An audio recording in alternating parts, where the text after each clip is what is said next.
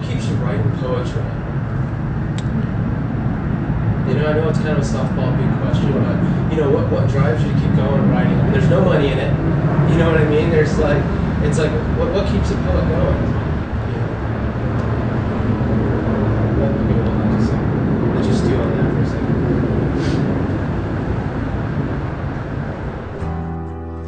What a day to be alive.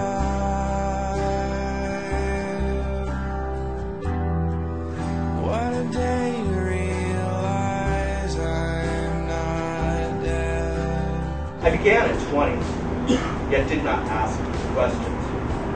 Instead, I wrote from the bottom of my shoe.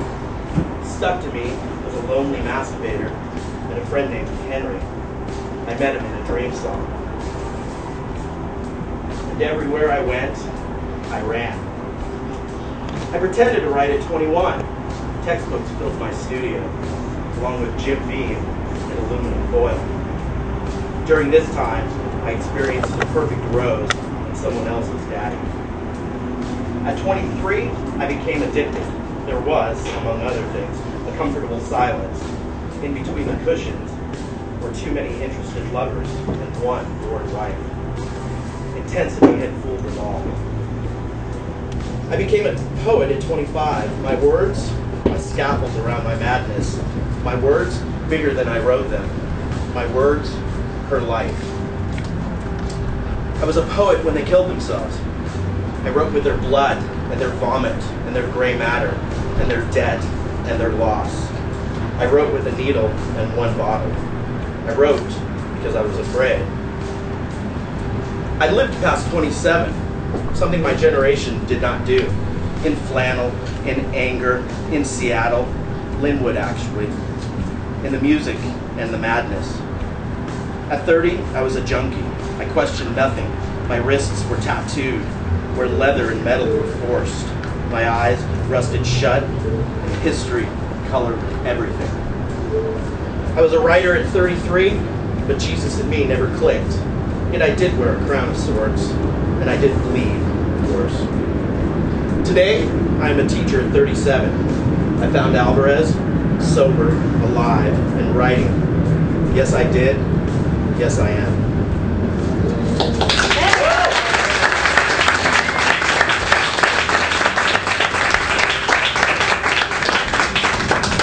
What keeps me writing?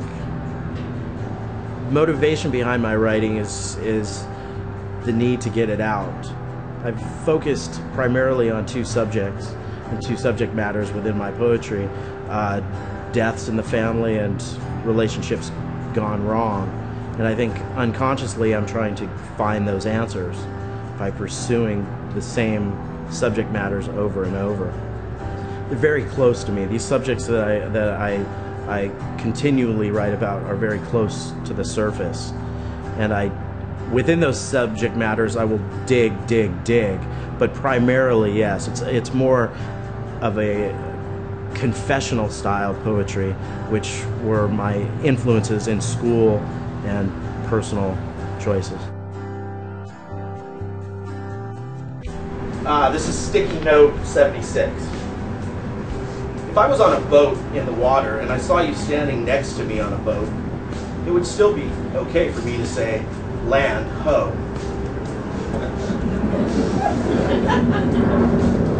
Sticky note 26. Stuffing the turkey last night made me realize there are still things I miss about you.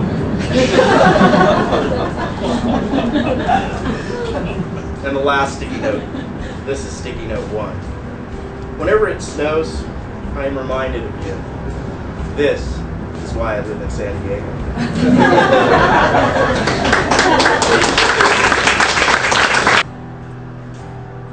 Getting up on stage tonight for the first time in 5 years, probably the second or third time I've ever read sober, was an interesting experience. I went through a lot of emotions.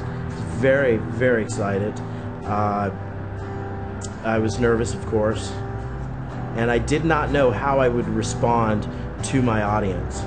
In the past, alcohol has driven my response, so I could feed off of the energy. if they liked a particular piece, I could quickly find another piece that would satisfy them. And I was going up, I felt, without enough resource. So I had to rely exactly what was in front of me, which was the few poems that I brought. But it was exhilarating. It was better than I imagined. I'm very pleased with it, and I know this is just now a new beginning. What a way to say goodbye.